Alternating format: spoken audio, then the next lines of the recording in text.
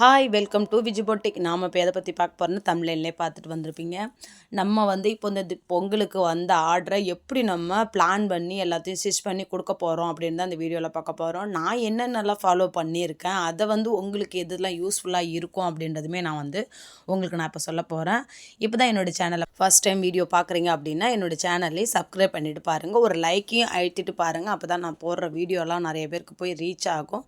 வாங்க வீடியோக்குள்ளார போகலாம்.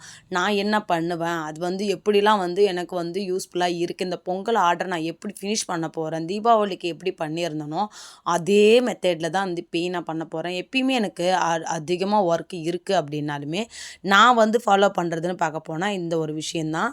நான் எனக்கு ஒர்க் தான் ஃபஸ்ட்டு முக்கியத்துவம் ஃபஸ்ட்டு எனக்கு அப்படின்னாக்கா நான் ஒர்க்குக்கு தான் ஃபஸ்ட்டு முக்கியத்துவம் கொடுப்பேன். எனக்கு ஏன்னா இது நம்மளுடைய வீட்டில் இருந்துக்கிட்டே நம்மளால் ஒரு தொழில் செய்ய முடியுது, அதுலேருந்து நம்மளால் மணி ஏர்ன் பண்ண முடியுது அப்படின்னா அதுக்கு நம்ம ஃபஸ்ட்டு முக்கியத்துவம் கொடுக்கணும் அப்படின்ற மாதிரி தான் நான் என்னுடைய மைண்டில் நான் ஃபிக்ஸ் பண்ணி வச்சுருக்கேன்.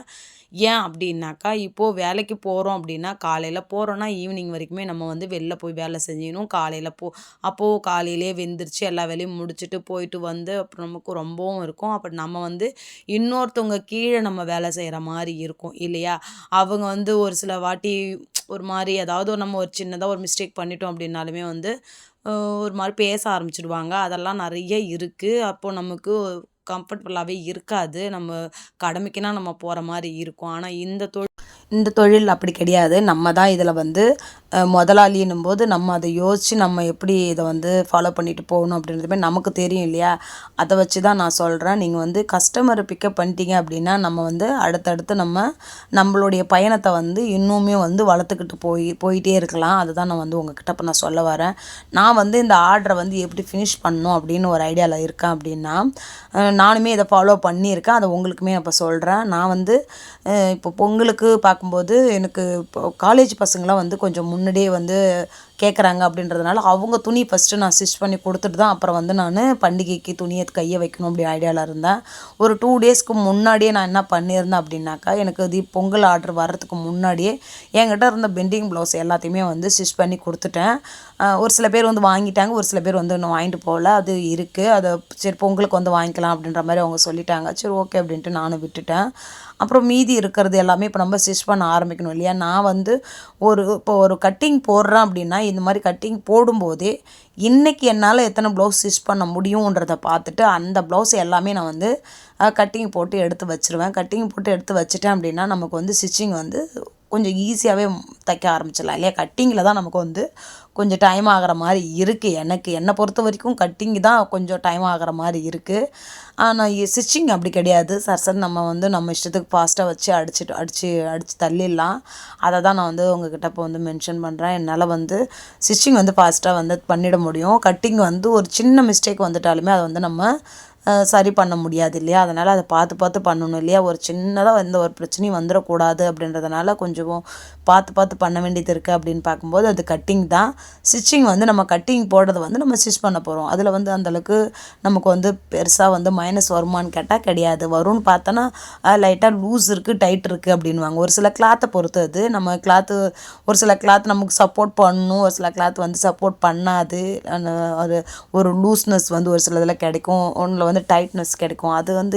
அது மோஸ்ட்லி வர்றது தான். அதை சரி பண்ணிக்கலாம், அது பிரச்சனை கிடையாது. மீதி இருக்கிறதெல்லாம் கட்டிங்கில் வர்றது தான். கட்டிங்கில் ஒரு சின்னதாக மிஸ்டேக் பண்ணிட்டோம் அப்படின்னாலுமே அதில் இந்த மாதிரி பிரச்சனைலாம் வர செய்யும். அதையுமே நம்ம ப்ராப்பராக பண்ணணும்.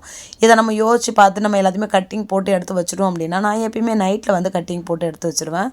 அப்போ தான் நம்ம காலைல சீக்கிரமாகவே எந்திரிச்சு இப்போ மார்கழி மாதம் வேறு பிறந்துடுச்சு. அப்போது காலையில் எந்திரிச்சு கோலம் போட்டுட்டு எல்லா வேலையும் முடிச்சுட்டு பசங்களை அமுச்சிட்டு தான் நான் மிஷினில் உட்கார்ற மாதிரி இருக்குது. அப்படி இருக்கும்போது அதை நான் சீக்கிரமாகவே பண்ணணும் இல்லையா. என்னால் அதிகாலையில் எந்திரிச்சு ஸ்டிச் பண்ணுறதுக்கு இல்லை, அந்த டைமில் கோலம் போகிற டைம் போயிடுறதுனால அதுக்கேற்ற மாதிரி நான் யோசிக்கிறேன். சீக்கிரமாகவே வீட்டு வேலையை முடிச்சுட்டு ஒரு 9-9:30க்கெலாம் முடிச்சுட்டு மிஷினில் உட்கார ஆரம்பிச்சிடுறேன். அப்படி இருக்கும்போது நம்ம கட்டிங் போட்டு எடுத்து வச்சதை ஃபாஸ்ட்டாக ஸ்டிச் பண்ணும்போது நமக்கு ஆஃப் டேவிலே நான் என்ன பண்ணியிருக்கேன் அப்படின்னா இன்றைக்கி ஃபுல் டே என்னால் ஒரு 6-7 ப்ளவுஸ் ஸ்டிச் பண்ண முடியும் அப்படின்னு கட்டிங் போட்டு எடுத்து வைக்கிறேன் அப்படின்னா ஒரு 3 மணிக்குள்ளார நான் கட் பண்ணி வச்சது எல்லாத்தையுமே நான் ஸ்டிச் பண்ணிடுறேன். வர கஸ்டமரையும் பார்க்குறேன், நான் துணி கொடுக்கறதையுமே பார்க்குறேன்.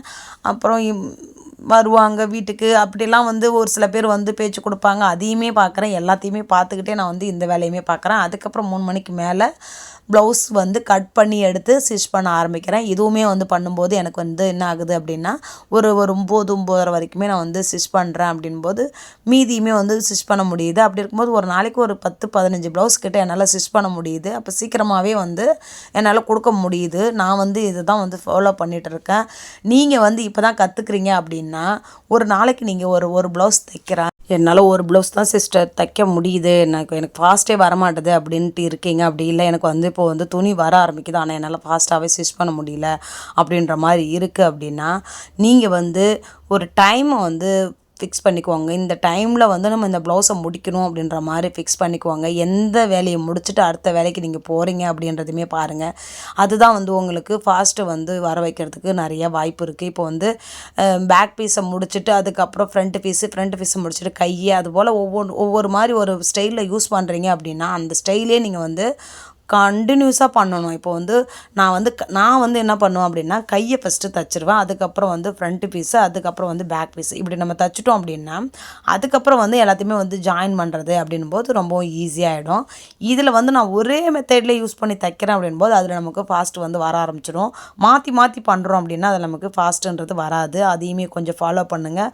கண்டிப்பாக உங்களுக்குமே வந்து ஃபாஸ்ட்டாக வந்து ஸ்டிச் பண்ண முடியும்.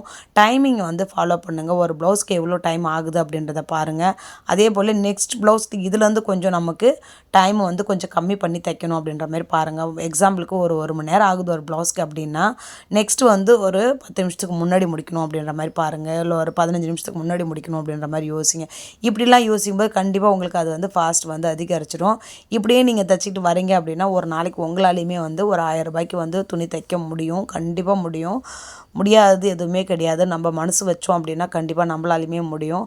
இப்படிலாம் நம்ம ஃபாலோ பண்ணி தைக்கிறோம் அப்படின்னா, நம்மளாலையுமே வந்து இந்த பொங்கலுக்கு வர ஆர்டரை வந்து நம்மளுமே வந்து எல்லாரும் மாரி ஒரு ஒரு மணி ஏர்ன் பண்ணி நம்மளாலையுமே வந்து பணம் சம்பாதிக்க முடியும் அப்படின்றதுமே நீங்களுமே வந்து இதில் வந்து கற்றுக்கலாம் நிறையா. நான் வந்து இது மாதிரிலாம் சின்ன சின்ன விஷயத்தெல்லாம் நான் யோசித்து பார்த்து எனக்குள்ளாரே நானே தான் மோட்டிவேஷன் ஆகி நானே தான் வந்து பண்ணியிருக்கேன். இது எதனால் நமக்கு வந்து ஃபினான்ஷியலாக நமக்கு கொஞ்சம் சப்போர்ட்ஃபுல்லாக இருக்கிறது அப்படின்னு பார்க்க போனால் இந்த டைலரிங் தொழில் தான். இதை நம்ம வந்து எப்படி வந்து இன்னுமே வந்து நமக்கு தக்க வச்சுக்கணும் அப்படின்றதையுமே நான் கொஞ்சம் பார்த்து பார்த்து செயல்படுறதுனால மட்டும்தான் என்னால் வந்து இதை வந்து இன்னுமே என்னை வந்து ஃபாலோ பண்ணிவிட்டு என்னால் போக முடியுது. எனக்கு இன்றைக்கி ஒரு பணப்பிரச்சனை இருக்குது அப்படின்னா அது வந்து நான் அதை எப்படி சரி பண்ண முடியும் அப்படின்போது யோசிக்கும்போது நம்ம வந்து யாருக்கிட்டையுமே கடன் வாங்காமல் நம்ம வந்து ஏதாவது செய்ய முடியும் அப்படின்னா அது நம்மளுடைய தொழிலேருந்து வர வருமானத்தை வச்சு மட்டுமே தான் இருக்கணும் அப்படின்ற மாதிரி நான் ரொம்பவுமே வந்து கண்டுபிடிச்சி அதை வந்து ஃபாலோ பண்ண ஆரம்பிச்சிட்டேன். அதனால் இன்றைக்கி நான் ஒரு லோன் காசு கட்டணும் அப்படின்னும்போது நான் வந்து அது ஒரு வாரத்துக்கு முன்னாடியே ப்ளவுஸ் எல்லாம் ஸ்டிச் பண்ணி கொடுத்து அந்த காசெல்லாம் வாங்கி நான் வந்து அதை ஸ்டிச் பண்ணி கொடுத்துருக்குறேன். இப்படி தான் நான் வந்து ஒரு சில எல்லா விஷயத்தையுமே யோசித்து நான் பண்ணிட்டு வர்றதுனால என்னால் வந்து கேட்குற டைமில் வந்து துணியும் கொடுக்க முடியுது. ஒரு பண்டிகை காலத்துலேயுமே வந்து அவங்கக்கிட்ட நான் வந்து ஒரு அர்ஜென்ட் துணி கொடுக்குறாங்க அப்படின்னும்போது அதையுமே நான் கொடுக்க முடியுது. இது இந்த மாதிரி விஷயத்த நான் ஃபாலோ பண்ணுறதுனால தான் இன்ன வரைக்குமே எனக்கு வந்து கஸ்டமரும் இன்னும் வந்து எனக்குள்ளார வந்து இருக்க செய்கிறாங்க. நானுமே வந்து அதை கடைப்பிடிச்சிக்கிட்டு வரேன். நீங்களுமே வந்து ஒரு சின்ன சின்ன விஷயமா இருந்தாலும் சரி தான், அதை எல்லாத்தையுமே மிஸ் பண்ணாமல் பண்ணுங்கள். ஓரடிக்க வந்தாலும் தைச்சி கொடுங்க.